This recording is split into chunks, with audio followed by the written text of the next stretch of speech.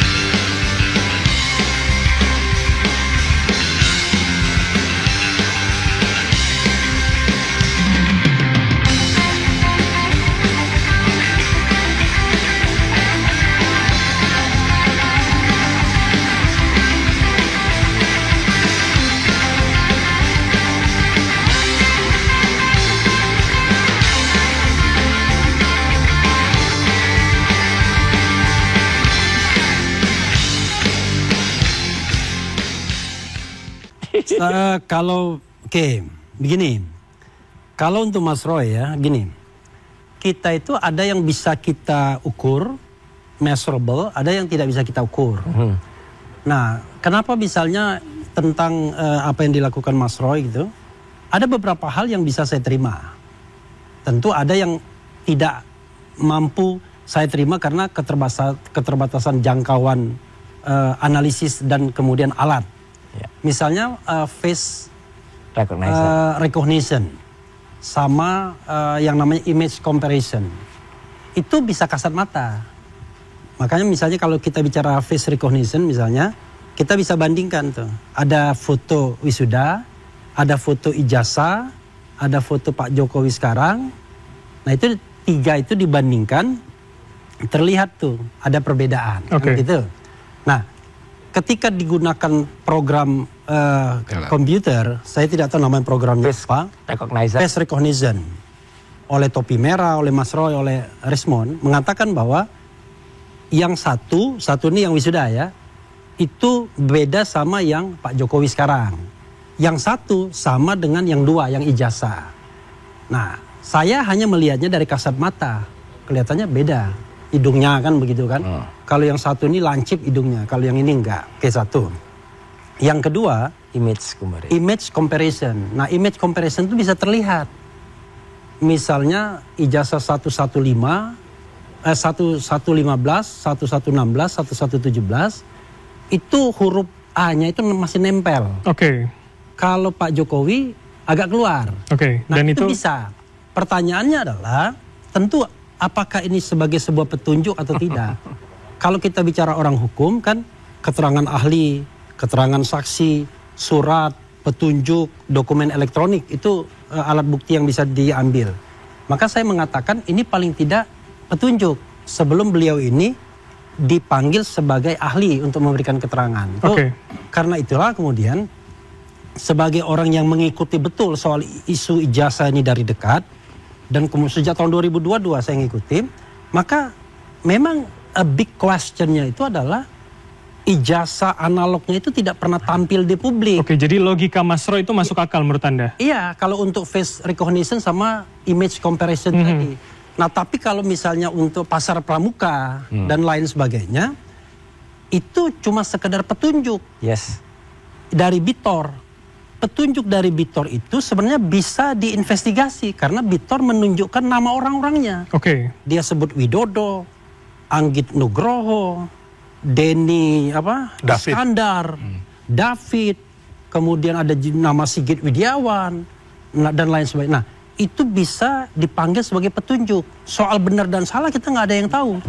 Apakah ini benar? Artinya proses hukum nanti yang membuktikan ya. Tapi kalau image comparison sama face recognition kita bisa lihat dengan kasat mata.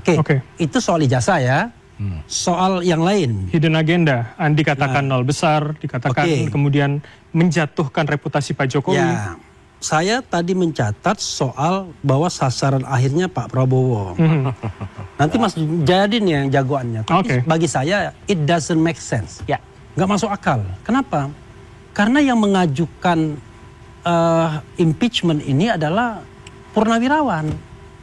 Purnawirawan itu apalagi frontlinernya itu mantan Danjen Kopassus yang mau dicukur kumisnya oleh Sylvester kan? Kan begitu. Nah, kita tahu lihat Danjen Kopassus Pak Prabowo juga. Jadi sebenarnya kalau saya lihat ini kan berlaku yang namanya spirit esprit ya kan? Nah, jiwa korsa begitu ya. Itu tidak masuk akal menurut Anda ya? Maksud saya tidak masuk akal. Tetapi kalau seandainya memang mereka ingin menjatuhkan Gibran, saya mengatakan iya. Ya kan? Dan dalam politik ya sah-sah saja kalau kan yang dilakukan adalah impeachment. Kenapa ada misalnya artikel of impeachment di konstitusi pasal 7A, 7B, 7C? Karena memang untuk mengantisipasi demokrasi yang sudah memilih orang itu bisa dihentikan melalui proses impeachment. Dimanapun di dunia. Maksud Anda evaluasi menjadi salah satu proses evaluasi? Bukan soal evaluasi, tetapi pemenuhan artikel of impeachment. Apakah orang itu tidak memenuhi syarat? Apakah dia terlibat perbuatan tercela? Apakah dia melakukan pelanggaran hukum berat? Bukan sekarang pembuktiannya. Pembuktiannya nanti di proses politik DPR dan di proses hukum Mahkamah Konstitusi. Nggak ada lah ya, ini halusinasi Mas Roy. Tapi kalau memang dalang dari segala macam ijazah palsu dan pemaksulan ini pastinya ada. Nggak mungkin juga orang bergerak secara politik itu kan nggak ada tujuan. Dan itu diaminin juga oleh Pak Prabowo gitu loh. Makanya kemarin beliau mengatakan bahwa Indonesia gelap itu didanai oleh para koruptor. Ya kan? Menurut Anda tidak genuine gerakannya? Nggak genuine, ini kan gerakan politik. Gitu loh. Jadi kembali lagi saya hanya mau mengatakan, Bang Refli saya betulin bahwa para purnawirawan yang mengajukan pemaksulan ini nggak ada hubungan sama sekali sama Pak Prabowo. Nggak ada. Buktinya Pak Prabowo nggak mau terima mereka. Yang diterima adalah PPABRI, PPAU, PP Angkatan Udara, Angkatan Laut. Yang diterima oleh mereka itu Mas Refli, fotonya berduaan tuh di belakang tuh. Ya, jadi kembali lagi, Mas Refli ini adalah bagian dari Anda. Jangan-jangan dalangnya Refli Harun. Bukan, saya nggak tuduh Anda, tapi ini adalah bagian.